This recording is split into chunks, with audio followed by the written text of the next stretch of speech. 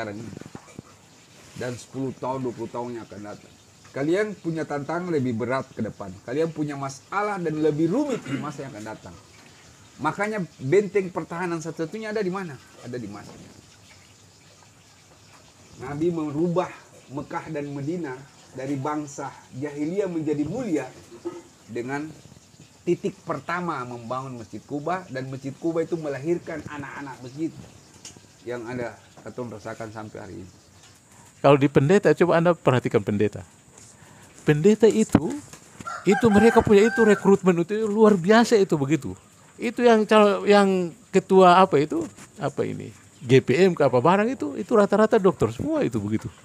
Apa yang menunjukkan seseorang satu pekerjaan yang baik, iya toh, maka ketika orang ikut itu nanti dia di pahalanya mengalir sama dengan itu begitu kira-kira.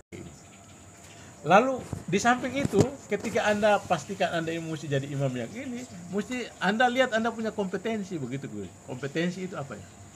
Kompetensi itu indikatornya keahlian, pengalaman, keterampilan, kemampuan begitu. Paling tidak kayak begitu. Itu kompetensi. Jadi orang yang kompeten itu kalau dia punya pengalaman, kalau dia punya pengalaman itu jadi daya tarik begitu kira-kira untuk masyarakat yang kemarin katong ikut itu. Bapak Imam kan bilang kayak begitu ya. Kalau Anda punya baca ini semua di kota ini kayak begitu.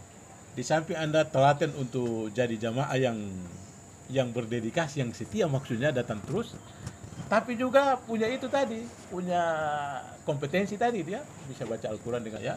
Ketika ada orang meninggal katong bisa kasih mandi mayit, bisa apa lagi? Bisa gunting kain kapan, bisa ukur jenazah, bisa ikat, bisa begitu tuh, kayak begitu. Itu kompetensi bagi seorang imam begitu kira-kira. Pindah ke orang lain mereka klaim, mereka komplain, tidak jadi. Tapi dari segi kompetensi kita tidak mampu begitu kira-kira. Kayak begitu. Itu antara, dan yang paling penting saudara, katong ingat supaya tadi itu yang Pak Hamadi punya obsesi tadi, supaya katong ini bisa sejajar dengan katong punya sudah. Kalau orang-orang Sabala itu pendeta-pendeta itu rata-rata S2 itu. Rata S2 sekarang. Bahkan kalau ketua sinode itu S3 apa dan seterusnya. Kayak di sana tuh.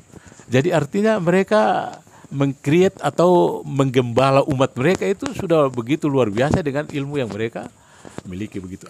Sekarang mungkin starting point kita untuk ini ke sana itu begitu. Pikiran Pak Udin itu ini ke sana begitu kira-kira.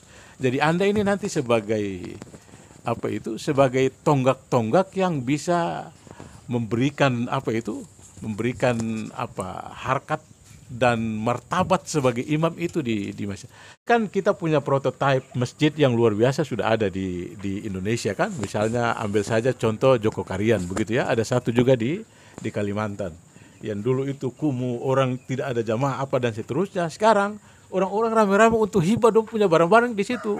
Mobil-mobil itu keliling situ itu. Siapa mau pakai boleh tapi atas nama masjid begitu. Itu punya orang tuh, tapi dong hibah begitu. Dong wakaf ya? Wakaf begitu kira-kira.